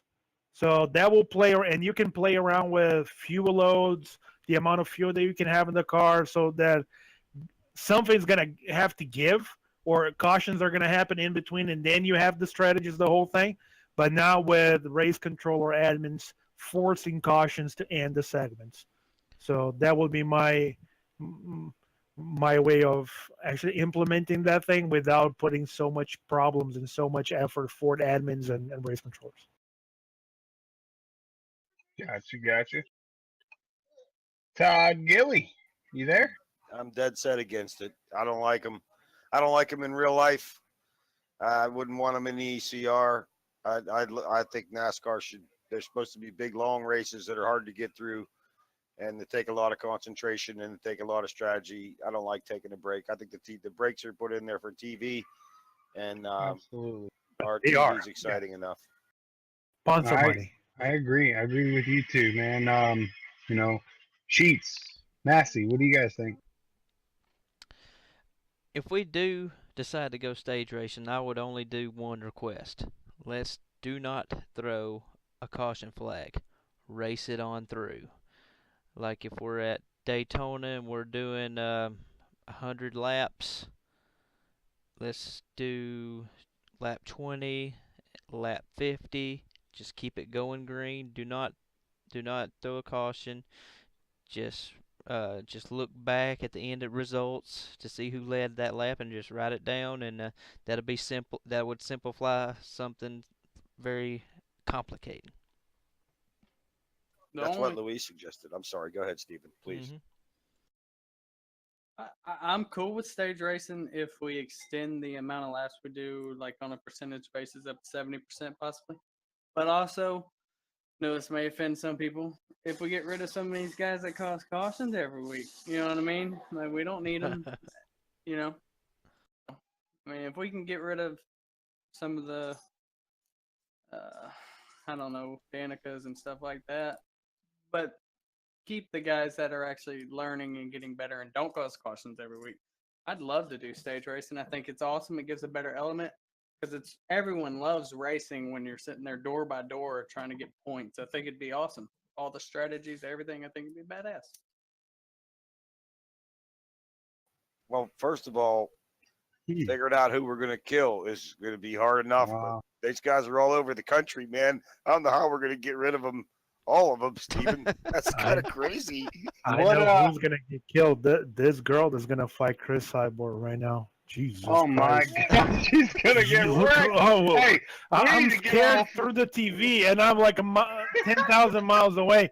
She's gonna kill this girl. Jesus Christ! Someone throw the towel right now. For those of you that are at home, trying to end this. I need to get through my last question so we can end this and go watch some UFC, ladies and gentlemen. Wrap it up, Fitchner. I want to see these chicks fight. Everybody here, not a chick. Jesus Christ. To make the league better next season? And what ideas do you think we should remove or add? We go through one by one, but what ideas do you guys think we could change to make this league better next season? Oh, we need a show just for that. Oh my gosh. No, because we're gonna start talking and we're not gonna end it. Yeah, there, we're not gonna get done there till she 2 goes, o'clock in the morning. Or she's gonna eat her alive. Oh my God! Jesus Christ! Oh, they are fighting. She barely touched her. She touched her with the left hand. The chick went down. My God! All right, answer the question. Anything that we can make it better? Oh! Oh my God! Go ahead, ignore me. Oh! No, keep going. It's a dogfight in here, ladies and gentlemen. Throw the towel! Jesus Christ! I'm dying just hearing these guys react to the fight. No. This is like if you ever saw a video of someone trying to bust a piñata open with a sledgehammer. That's what we're watching. I have not been to a birthday party like that, but I want to go. That's funny. Something that the old folks say: if it's not broke, don't fix it. But anything that'll make this league better than what it really is, it'd be very hard to do. But I'm game for any ideas to up the ante a little bit, set the bar for Uh, other leagues. I'm gonna throw something out that might create chaos, and then we'll Ooh, let's discuss do it. later. I say we make it a paid league for a certain amount per series. So Oh. we can, and I'm sorry to say this because I know guys really try to do it. So we can, as a league, afford quality, reliable, every week broadcast for every series, no matter who. And of course, have sponsors for every league to help out. But I think the league should have a X amount of money per series if you want to race. Like you sign up, and that should help the league as a whole. So I know that goes against a lot of the thing that the league has been built on, and it's a big thing because it's a free league, so guys want to join. But I think a sign up fee every year, if you want to sign up to race, to help the thing running, website, TeamSpeak, or Discord, whatever, and especially broadcast, because I don't want to have, and this is not personal against the guys doing the broadcast, but if you're calling out and saying I'm doing a broadcast, there's no thing. Oh, I had an emergency. You are a professional. You're getting paid to do a job, so do a job. I honestly agree with this. This is something that could really help with broadcasting, as broadcasting fees always go up. We had word from our truck series sponsor or broadcaster that he was going to be charging a little bit more next season, and it's hard. It's hard to get $25 a race when you do a whole season in NASCAR. The schedule is a lot, so it's hard to cover those. And the way you can cover those is getting guys to pay to play. And it's something that we've never ever wanted to do. We never wanted to get there, but like you said, if you get people that want to play, they're going to take it more serious. They're going to show up. You're going to keep numbers. You're going to keep guys showing up because they already paid. And that is something that maybe is a really smart thing as a benefactor to keep the numbers up, keep good racing going on, the same guys, moving forward.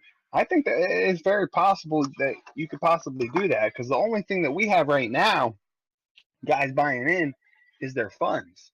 Oh, they bought in, they bought funds, so now they have to buy a team. And at the end of a season, when you run all season, you can make a lot of funds. This is a league that's very different upon any other league. You have basically a career mode in a league on iRacing. So you can start from the bottom, you can accrue credits, and you can make enough credits to start your own team by racing all year long. So this is something that's very different than other leagues, and like you said, it's something that we need to try to figure out how to get more people to be more loyal, to be there through the whole season. And if you put your money down, that is very well a way to do it. So it's not something that is too far fetched to think about. And it's not something that we want to do, but if we feel like we have to do it because we want to have broadcasts, want to have all 3 series broadcasts, I think this league deserves it. We have a bunch of great guys. This is something that needs to happen. Like just doing some guerrilla math, if you charge $5 per series as a sign up fee, okay, so you have, and only counting the asphalt, right? The ones that we have broadcast and the whole thing. How many active drivers do we have, or how many guys signed up to race with ECR this year? Close to 100. Or yeah, close to 100, maybe more. Just like I'm gonna say 100 just to make things easier, right? It's probably like 75, but yeah. Well, yeah, just 50. Let's go 50, right? It's between 25 and 30 per series. Right. So we're talking, right? If just so I don't embarrass myself more than normal, right? If we have 50 guys, right, all running all 3 series, paying $5 per series, right? We're talking about $750, right? So if you can get a sponsor for each series to help finish up the cost, the whole thing, you can pretty much hire broadcasters out of that thing, or at least negotiate fees a lot easier with a broadcast of a certain quality that will be here every week, no matter what. So, How much does it cost to host the races? Like, how much does the actual iRacing cost to run a race per week? Per series? it depends, but it goes from $2 to $4 per race. I get a little bit less because I host so many sessions, so Yeah. you get a little bit of a discount. The So volume. on a Wednesday night when you run a cup race, it's about $4 worth of iRacing. No, it's No, like it's 250. two, yeah, two 250. 250. Okay.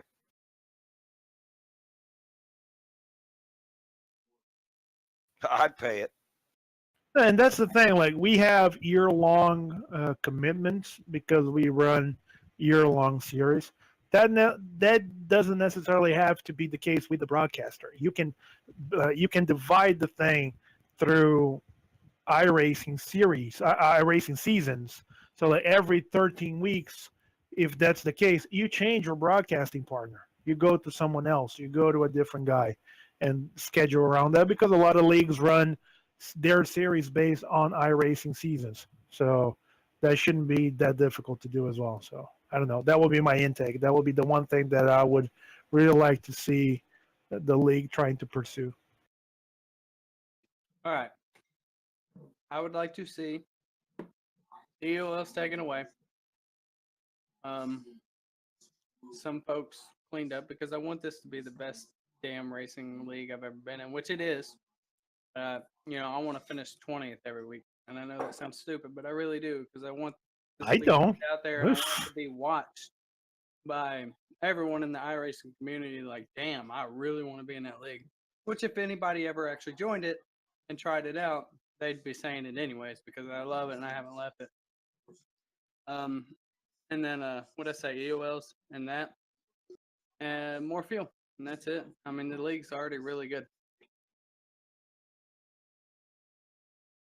Yeah, if it was up to me, just piggybacking on Steven, whatever he said on the track, I wouldn't change a thing. Whatever official is, that's how I would have it in the league, just because allow guys the opportunity to practice for free using the official races, that whole thing. So that would, and the one thing that I would change is to go back to having the league race after the official race, the official week. So you can practice during the week, make sure that you know exactly what you were doing, getting comfortable. And then when you get into the league race, you're like, you know what? I raced this entire week. I practiced. I know exactly what I can and cannot do on this car, on this track. I think we would have better league races if we did that. I think I agree with you 100%. Well, guys, it's been a great show. It's been a long show. I've been cued by our host Josh Sheets that we could go ahead and wrap it up. If anybody has anything else to throw in to tonight's show, take a second here to do so. And otherwise, I want to thank everybody for tuning in tonight and tune in next week to pick up another episode of the ECRL Hub. And we're going to be signing off here shortly. Anybody got anything else to say? The white chick's still alive. Cyborg hasn't killed her yet. Go McGregor. Oh wait, that's in August. I just want to say, piggybacking everything we've said tonight, anyone out there watching that's looking for a league or wanting to join a league, this is seriously a great league. Don't take him asking questions, what should improve on next year, as a negative thing or anything like that. That's just how good these admins are. They are always wanting to improve, even when it really probably doesn't even need improving. So that's all I got to say. The one thing I will add on to that is, and it was a great thing to bring up, man, is that we are never satisfied. And that's the one thing that my job sucks, man, is because I'm a perfectionist. I feel like there's always something that we can do to improve. We're never going to be perfect. We want to be perfect, but never be satisfied with what you have. Always try to improve. I don't care if we are the best league on iRacing. There's got to be something that we can improve on. So, it's that winner's mentality, that trying to get better mentality that is always going to keep us getting better and always trying to improve on things. You're trying to keep people happy. You're never going to make everybody happy, but you want to get better. You want to try to improve on things, and that's the mentality that we have here. So if you're looking for a real sim league, you're looking for that career NASCAR Thunder type mentality when it was on console, where you accrue credits and try to build teams and there's payouts and everything, man. Look, this is the league you need to look into. And we have great sponsorships. They might change next season, but right now it's Pit Stop Designs for Trucks and Cup. We have Beeline Sim Series for the Beeline Sim Series, which is the Xfinity cars, basically. We got it going on right now. We got a lot of great drivers, a lot of great racing going on, a lot of respect. So if that's what you're looking for, man, come join us, ECRLeague.com. Hit us up. Hit us up on Facebook. I'm ready to get this show over with and watch Cyborg knock this bitch out. Oh my gosh, she's hitting her every time. Couldn't have said it better myself. Thanks again, guys, for joining in. Thanks everybody for watching. Tune in next week for another episode here, and we'll talk more, I'm sure, about what's coming up next year.